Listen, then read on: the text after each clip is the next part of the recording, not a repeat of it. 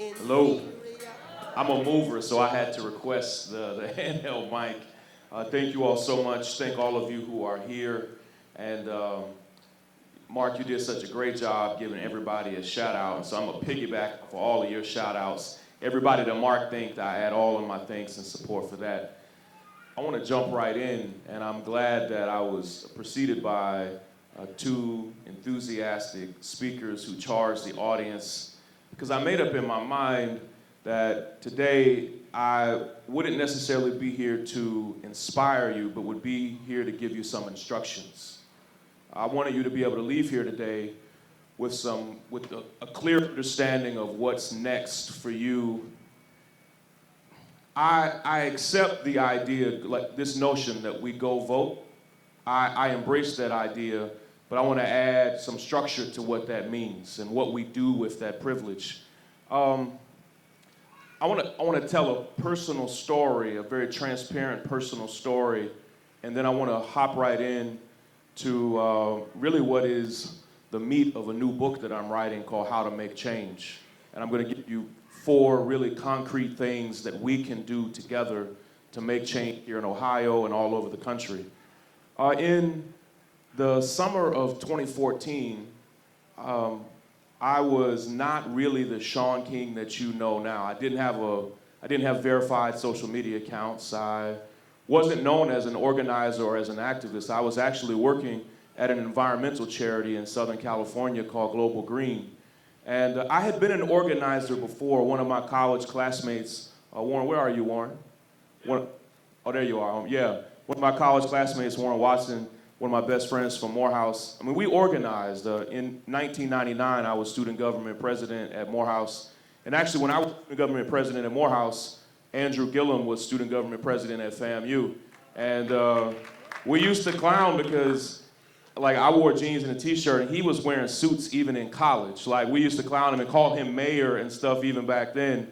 So he's been doing that. But in 1999, when I was a student at Morehouse, a young brother named Amadou Diallo was shot and killed, and shot 41 times on the doorstep of his home, unarmed, nonviolent, beautiful brother from an amazing family who committed no crime, made no mistake, didn't disobey a single order.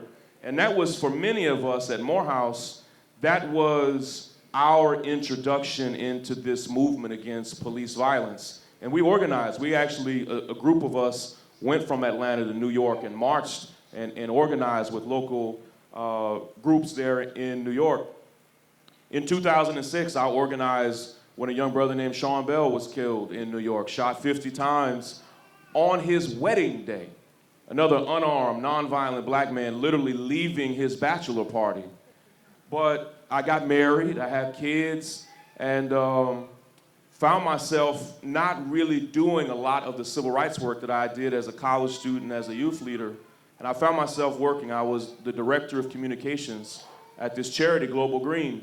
And something weird happens, because when you graduate college and you all go your own separate ways, your classmates will always know you for who you were in college.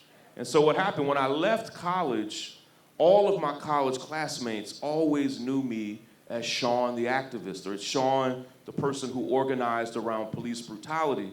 And I kid you not, like I confess, I had kind of moved on from that.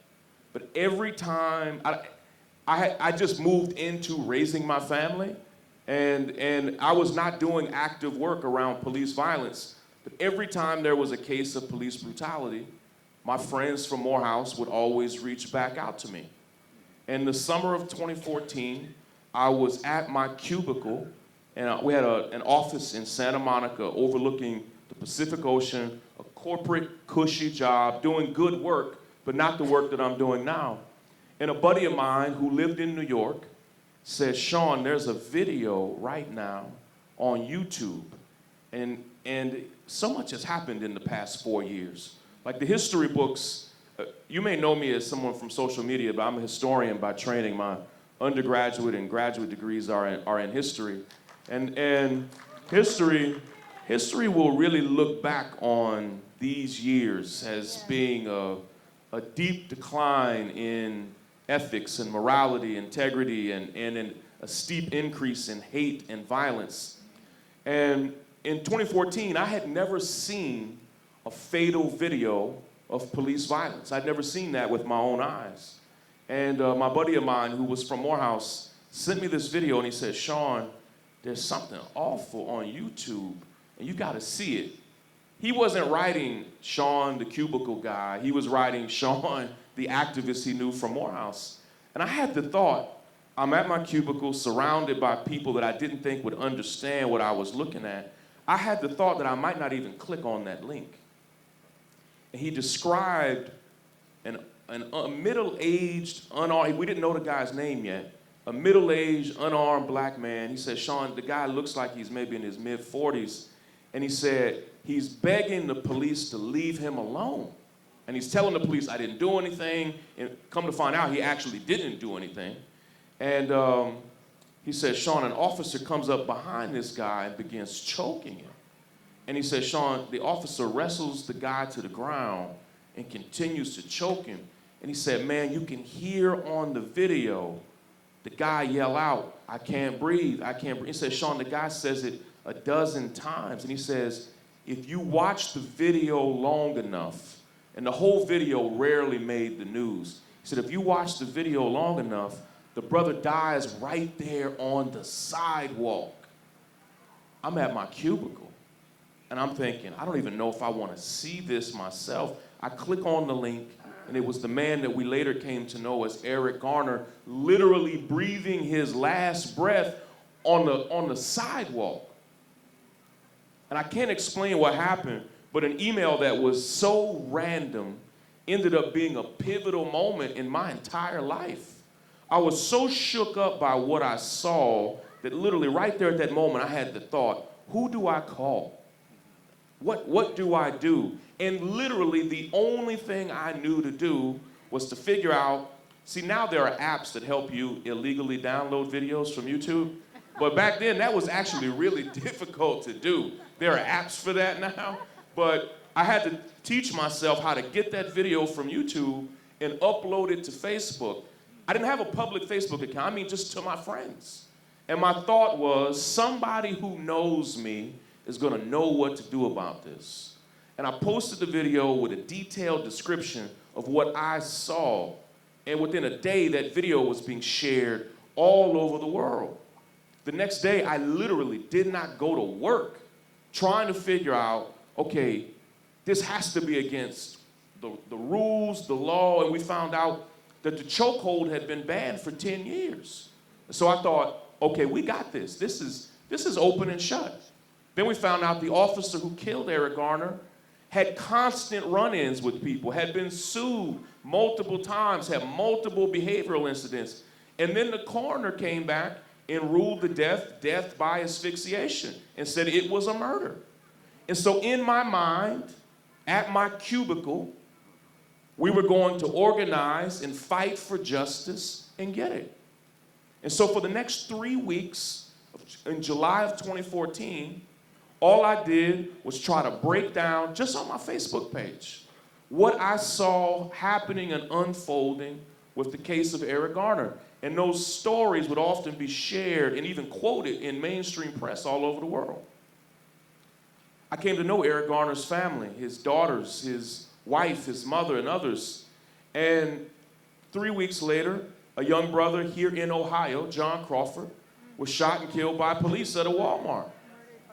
And I learned how beautiful and brilliant this young man was, and I saw the video and I had the thought, oh, that's wrong. That's definitely wrong. The next day we learned about the shooting death of Mike Brown in Ferguson, Missouri. And in a span of 3 weeks, not just the country, but all over the world, it's gonna be hard to think back because Trump's election, I swear it feels like he's been president for 10 years. Like he has an ability to slow down time. Every day seems like a month with him. And yeah, Mark says Satan. Yeah, no, to make pain feel long is what, absolutely. And so, but there was a moment in 2014 that was almost pre-Trump. where he had not announced his candidacy. He existed as a figure, but he was really he was still hosting The Apprentice. He was still making appearances on Monday Night Raw for WWE. Like, he was still just seen as a joke. And for this month, in July and August of 2014, police violence and these stories dominated news all over the world.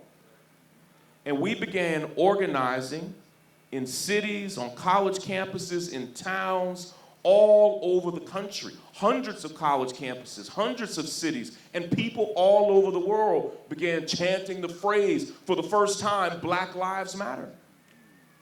And I did something, and I want to tell this story and reveal I have regret that I did it, but when I did it with my whole heart. I came to know these families. That November, again, here in Ohio, that November, while we were fighting for justice for Eric Garner, for Mike Brown, and for John Crawford, we got news that a 12-year-old boy had been shot and killed just a few blocks from his mother's house. I can't explain to you, but there was a naivete where all of us in each of these cities, in Cleveland, throughout Ohio, in New York, in Ferguson, we thought we were going to get justice. And I met Tamir's mother. I met Mike Brown's family. I met Eric Garner's family. And I said something to each of them that I regret. I looked at them as closer than I looked at them at kitchen tables and said, listen, don't worry, hang in there. We're going to get justice for your family. And Mark, when I said it, I did not have a single thought in my mind that we weren't going to get justice. I saw how organized we were. I saw the effort and the energy that was being put into it. And when I looked at those mothers and family members and said, listen, don't worry, hang in there, we're going to get justice. I never considered that the following month in December, basically the bottom would fall out, and we learned there would be no justice for Eric Garner. When I say no justice, I mean the officer didn't even lose his job. It wasn't like we went to court and lost. He was never arrested. It never even went to court. I could not fathom in my mind that we wouldn't even really have a chance at justice. And to this very day, Officer Daniel Pantaleo still works for the NYPD, and the federal government and our city government, our liberal democratic government in New York, still says it's under investigation. What the hell are you investigating? It was on film and happened 4 years ago. I actually asked and filled out an official request for them to document for me exactly what they were investigating and didn't get a response back. I wanted them to show me the minutes. Since you said it's still under investigation, what did you do yesterday on this investigation that you say is still open? And I found myself in January of 2015 in one of the deepest funks I think I'd ever been in my life. I quit my job at Global Green with no idea how I was going to provide for myself. And just like you stepped out of school, hundreds of us all over the country literally quit our jobs, jumped out of school, and just said, we are in a moment in history and we have to fight for this. And I had never fought so hard for something for so many months and lost. And it hurt. I at the time was not seeing a therapist, but I am absolutely sure I was in a deep depression. And we actually lost the lives, including of activists right here in Ohio, of activists who were in such a deep funk that they did not know how to endure it and took their own lives. And then a few months later, Freddie Gray was killed in Baltimore. Sandra Bland was killed in Texas. Then we saw Philando Castile be murdered by a police officer on Facebook Live. We saw Alton Sterling shot and killed by an officer right in front of the dollar store there. Listen, the officer, this just came out this past week, the officer who shot and killed Alton Sterling literally had been reprimanded 3 months prior, just came out this past week. And in his record, his supervising officer said he believed the officer who killed Alton Sterling, he believed him to be nearly crazy. Quote, his supervising officer said he was nearly crazy. 3 months later, he kills Alton Sterling. Then we see this public rise of hate across the country, the election of Donald Trump, and I had to ask myself, is there something wrong with how we're fighting for change? Because I kid you not, I probably met nearly 100 families affected by police brutality, and from 2014, just until a few weeks ago, every single family I fought for lost their cases. Over 100 families. In fact, from 2014 until yesterday, it's almost 4,000 people who've been killed by police in this country. And it took me down a path of asking, how do we actually fight for change and win? Because I learned a painful lesson that a lot of what we were doing was good and necessary, but did not necessarily lead to change. Every time we marched, we were right to march. Every time we protested, we were right to protest.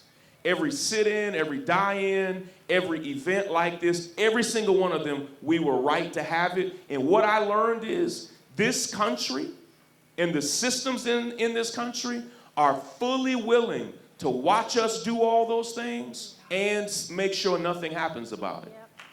Absolutely. I just want to be clear on that. That it is entirely possible that we could have Black Lives Matter, Women's March, and March for Our Lives and not see a damn thing happen. It is entirely possible. And I want to lean in for a minute with some painful insight that I've learned that really took me about 4 years to get the lessons that I want to teach you for just a few moments. And there are a few of you who understand it, and if you do, I hope it confirms for you what you already know. But others of you maybe didn't know what I'm about to tell you, and this is really for you. There are at least 4 things you need to make change happen. The first thing, we have it all the time, and it often convinces us that change is right on the horizon. The first thing that you need to make, when I say change, I mean deep systemic change. Change the law, change culture. I'm talking about huge shifts. I'm talking about the abolition of slavery. I'm talking about women's rights to vote. I'm talking about the Civil Rights Act. I'm talking about, deep systemic change. There are at least 4 things that you need in 2018 to make those things happen. The first thing is that you need people, and they need to be highly energized. You need people, and they need to be highly energized. And I start there because we actually do that really, really well. You need, this is an example. The Women's March is an example. March for Our Lives is an example. Black Lives Matter is an example. You need people, and they need to be on fire for change. And when I say energized, I'm talking, it has to be deep in your soul, because you will experience highs and lows. You will experience failure. You will hit a wall. You will experience loss. And you need to be so energized for change that when you experience all of those things, you still come out on the other side still wanting change. And you need people, and they need to be energized. But here's what I have noticed. We often get people, and they are energized. I mean, pumped, charged, ready for change. We often get that, and we're like, yo, we're about to change the world. And I get it, because you basically, Mark, you used a Marvel reference, and so I'm going to use a Marvel reference. In the new Avengers, there are all these jewels that he has to, energize people is like one of the jewels in the glove. You need energized people, and when we get it, it can convince you that that's all you need. I want to tell you right now, and this is a very hard thing for me to say, but if all we have is energized people, we won't change much. We won't. It is energized people is a damn good start. That's what it is. It is not the beginning, middle, and end. It's not even chapter 1. It's just the prelude to chapter. It's the introductory comment to chapter 1. And what happens is you get energized people, and it can convince you that this is the change. And I had to learn the hard lesson that there are other people who are fully willing to wait you out on that. They are fully willing to wait out your energy, not just for weeks or months. They'll wait years until you lose your energy through failure, loss, depression, anxiety, whatever it may be, to just the natural movements of life. If most of what we have is energized people, we're going to keep losing. Let me be really frank. We're mainly losing. Right now, Republicans control the House, the Senate, the presidency, the Supreme Court. They control most governorships and the overwhelming majority of state legislatures. They run this. And we are about to come face to face here in just a few days of what that might feel like if Kavanaugh ends up being put on. That might happen. We are living in the consequence of having energized people and not a hell of a lot else. Because here's why. We made the mistake of thinking that being right on an issue means you'll win on that issue. Let me unpack that. We misunderstood that being righteous, we are right to fight for gun reform. We are on the right side of history with that. We are right to fight for black lives. We are right to fight for women's rights in this country, for just the basic human dignity. We are on the right side of history. But if you misunderstood that being right was enough to win, you're wrong. Because right now we are mainly right and losing. We are really righteous losers. Now listen, I would rather be a righteous loser than the alternative, than a horrible, depraved winner. But I need you to understand that losing is not our birthright. Like, we are not destined to lose. There is a reason why they are winning. The first thing you need is energized people. Are you with me? Yeah. But if that's all you have, you'll be energized and mainly lose, and eventually also lose that energy. Just being frank. I've lived through the pain of it. The second thing is you need people, and they need to be organized. Now let me dive deep here. We often have people and they are highly energized, but barely organized. And there's something, listen, you probably know, like right now if I said, do you know what my profile picture looks like on social media? Half of you in the room would probably know, like, yeah, you know me from my profile picture. I use the internet. I use Twitter and Facebook. I use email. But there's something about technology that has caused us to dumb down the level of our organization. We have reduced being organized to email and phone numbers. I teach a whole class on what it means to be organized, and there's so many powerful, profound examples that actually emanate from this zip code. From Antioch, from Wilberforce, like just brilliant, powerful organizers in this peculiar piece of Ohio. This is a strange place, by the way. Like, I mean that as a compliment.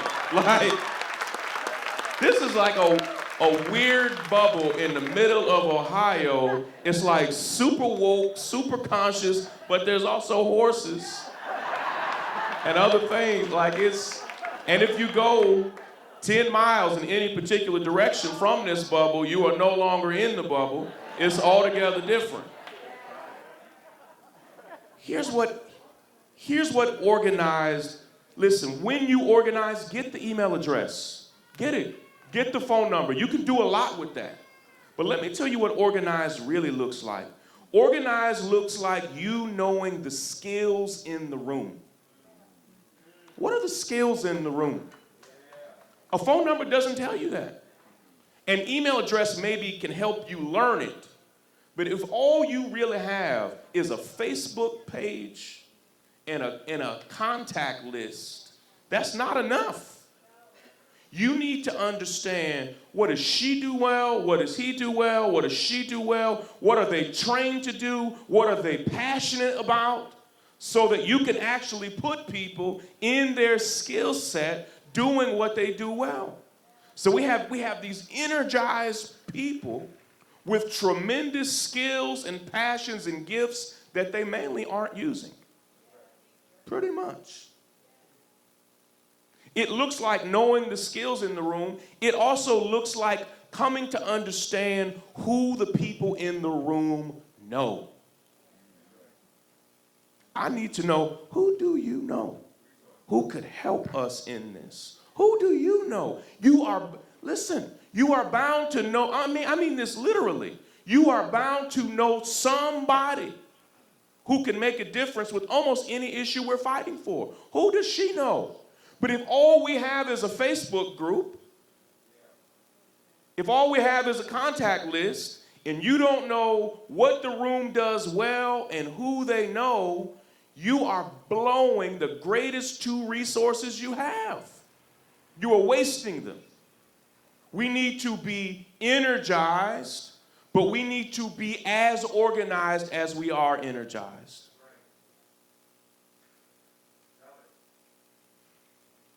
Now, if you get organized people and energized people, you will get some change. You'll mainly get hints of change, shadows of change. You'll mainly come close to change. And I've experienced that. But if you can get energized people and organized people with the next two things that I'm about to tell you, you will win. And I've experienced that. I experienced it this month and last month and the month before, and let me tell you, it feels good. Winning feels so much better than losing. Do you know, Jay, what it's going to feel like when 2 years from now or 4 years from now, you actually win on the roof? I don't just mean somebody gets elected, but I'm talking about the change that you are fighting for, and for you to know that you had something to do with that. You need energized people and organized people.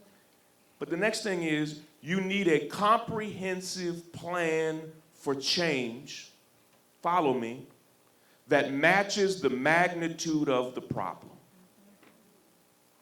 Now, this is where it's going to get very painful and personal. I've traveled to now nearly 200 cities. I've talked in over 40 states these past 4 years. I've hardly stopped traveling. If any of you follow me on social media, my brother is literally on his deathbed, may pass away this evening. And he's my heart and soul. And I came here because I believe in the next two things I'm about to tell you so much that I thought it was important for me to leave there to tell you this.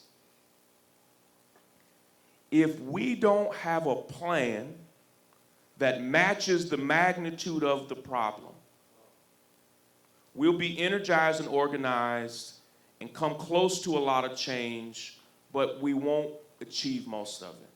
Let me unpack it for a second.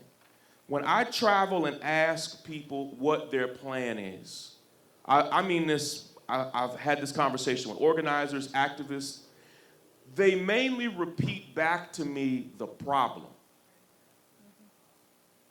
And it breaks my heart because I've come to understand that most of us are confusing the problem and the plan. And so when I ask people, hey, and I mean it, I have no judgment. hey, unpack for me what the local plan is for change. And what they normally repeat back to me is a beautiful, deep, painful, expert narrative of pain. I mean, it's a rich, deep, personal story of loss and pain. And you mentioned it. As you traveled the country, all over the country, you felt that pain and saw it with your own eyes. And then sometimes I'll pause people and say, thank you for unpacking for me the problem. Have you all started working on the plan? And sometimes most of the time they'll say no. Sometimes they'll take me to a single page on a website with a few little bullet points. And that's it. Every now and then I get an exception. But if I ask 100 people, 95 of them don't have a plan or don't know it. And here's the thing, a plan is only as effective as the ability of everyday people to repeat it back to you. So even let's deal, because this is real. Let's deal with gun violence in our school. I have 5 children in school. In elementary school, middle school, high school, and my oldest daughter just went off to college. So this is real for me. When I ask people, what's the plan to fight back against gun violence in our schools? You all know, but when I ask other people, they don't know. And here's where that's a problem. A plan is only as effective as the ability for everyday people. I don't mean the leaders. The leaders might know it, but we have to make the plan so accessible, so known that everyday people can repeat it back to us. That's not what we have. And let me say, the causes and the industries that we are fighting against, what they do, if we're talking about the gun lobby or the gun industry or the industry behind mass incarceration, those systems are so amazingly complex that they will completely bulldoze our little bitty plan. I've seen it. They will run that plan or non-plan right over. In the United States, there are 10,000 jails, 20,000 police departments, and in the 1950s, law schools lost touch with how many laws this nation has. We now think we have somewhere between 5 and 10 million laws in this country. We literally are probably breaking right now multiple laws. Literally, experts will tell you over the course of the day, you probably break multiple laws every single day. And the government just chooses who they enforce those things against. We had a woman run for governor in New York, and she brilliantly, her name is Cynthia Nixon, and she framed the issue of the legalization of marijuana so powerfully. She said, listen, marijuana has been functionally legal for white people in New York since she was a teenager. She said, when we talk about legalizing marijuana, we're mainly talking about legalizing it for people of color, because white people are never arrested for it. The law doesn't say that, it's just how the law is applied. And what I came to understand as we were fighting for justice, for Mike Brown, for Tamir Rice, for Eric Garner, for Freddie Gray, and for hundreds and hundreds of other people, what I came to understand is that we had energized and organized people, but our plans were not sophisticated enough for the problem. And so we made up in our mind that the people here was our functional plan. Our plan was to demand district attorneys to charge police officers with murder. And what we came to find out in Ohio, in New York, in Missouri, was that those district attorneys really didn't care what we demanded, because we didn't elect them. They didn't care about us. And so we decided in late 2016, early 2017, that we needed a sophisticated plan to put new district attorneys in office. And since 2017, we formed an organization called Real Justice. And we have now, and many of you came up and told me that you are donors to our organization, and we have elected new district attorneys in 6 different major American cities, including just 2 weeks ago, we elected Rachel Rollins to be the new district attorney in Boston. And Boston is a very old city, and she not only will be the first woman to ever be district attorney, but she's also the first African American that will be district attorney. And she's progressive and woke and powerful and bold, and it's going to usher in a lot of change. But it was only when we said, our plan is being overwhelmed right now. We need a new, better, deeper plan. Your plan should not even look like, most of our plans could be scribbled on the back of a napkin. Your plan should look more like a pamphlet or a long PDF. It should look like a manual. And I don't mean an IKEA instruction manual either. Like, it needs to be a deep, detailed, specific plan that you can say, here's our plan. So we found that if you have energized people, organized people, in a really sophisticated plan, you can start winning. Here's what's powerful. Andrew Gillum, who just received the Democratic nomination for governor in Florida, he had energized people, organized people, and an amazing plan, but it gets to this last thing. It's money. Here's what's powerful about Andrew. If you get energized people, organized people, and sophisticated plans, Andrew was actually outspent by all 5 of his opponents. But his energized base, which was mainly young people, his energized base, his organized base, and his plans and policies were so good that he still, even though he was outspent, he still had enough money to win. Here's why I have hope.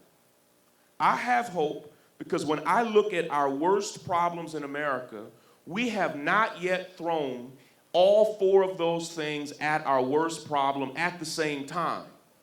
We sometimes just throw energized people at our problems, or just organized people, or just policy ideas. But if you get all 4 of those things, if you get energized people, organized people, sophisticated plans, and the resources to back them up, you'll make change. Now there's one organization, and it's painfully relevant for this room right now, that gets all 4 of those things well every single day. They get energized people, organized people, sophisticated plans, and a lot of money. It's the NRA. And here's how effective the NRA is. That in this country, over and over and over again, and it was referenced, those aren't just Democratic children being killed. Those are Democrats and Republicans. They're from all races and backgrounds. We hardly mention the shooting in you referenced the shooting in Las Vegas today at a concert where over 500 people, less than a year ago, 500 people were shot at the same time. And guess what this country did about it? Nothing. And that's not, I want you to hear me, that's not on accident. That's because there is a group that's energized and organized and sophisticated, and they spent $350 million last year, which is more than the top 10 civil rights organizations combined. And they're so good at what they do that in spite of all of the shootings, the people they have in their pockets guarantee nothing happens. We have to ask ourselves, what are we going to apply that to? I do want you to go vote. That's not enough. I had people call me and say, Shaun, I don't know who to vote for, particularly in primaries. I had smart, informed people call me and say, Shaun, I'm in California, who do I vote for? I don't even know. I had people tell me, Shaun, I'm just voting for every woman. And I said, that's better than nothing. I had a guy, I couldn't say his name, but if you heard it, you'd be shocked. He told me, he said, Shaun, I just went and read all the names and tried to vote for everybody whose name sounded black. Because he got in the booth and he didn't know. And I guess doing that is a little better than nothing, but not much. I'd rather you probably vote for every woman, but every woman's not righteous, all right? Every black man is not our friend. Every Jamal is not woke, okay? That's not how it works. We have to be more sophisticated in how we do this. I want to close with this. I want to lend my energy. What's it called? Is it Amendment 1? Issue 1? That needs to pass. And listen, it's not perfect. It's a piece. It's a part. And what I have found is we're going to revolutionize and reform these systems piece by piece, part by part, bite by bite, law by law. And I'm seeing it particularly in California, but also in New York, where you won't, even when this bill passes, it won't change everything you want it to change, but it's going to be this bill and another one and another one. And this bill passing will show us how to pass an even better bill next year and the year after that. But it has to pass. And I'll close with this thought. I heard somebody saying they wish that there were more people here. And I don't listen. I don't. I'm glad who's here is here. And I need you to understand something. There are enough people in the room right now. And you could get so fixated on the idea that if 80 more people were here, 200 more people, that doesn't matter. What really matters is how dedicated are you, and are you, and are you? If the 250 of us that are on these grounds right now actually deeply committed to getting issue 1 passed, it would pass. We elected a new district attorney in Philadelphia, in Boston, in San Antonio, in Portsmouth, Virginia, in Contra Costa County, California, and we never had this many volunteers.